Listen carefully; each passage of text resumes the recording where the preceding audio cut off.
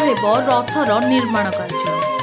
चलित वर्ष जोड़ा ज्येष्ठ मास जोगु रथ निर्माणकारी सेवकों को मिली यथेष्ट समय।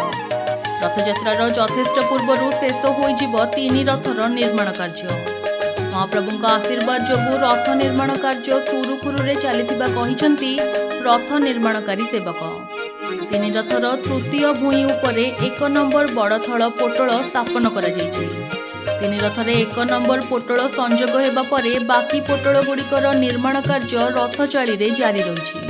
चारि नाहका को मजबूत करिबा पई महाराणा सेवक चारि नाहकार उभय पार्श्वरे मूल कंची बाड़िया कार्य पाई 20 फुटिया काठ फाड़िया को चौपट कार्य करुछंती।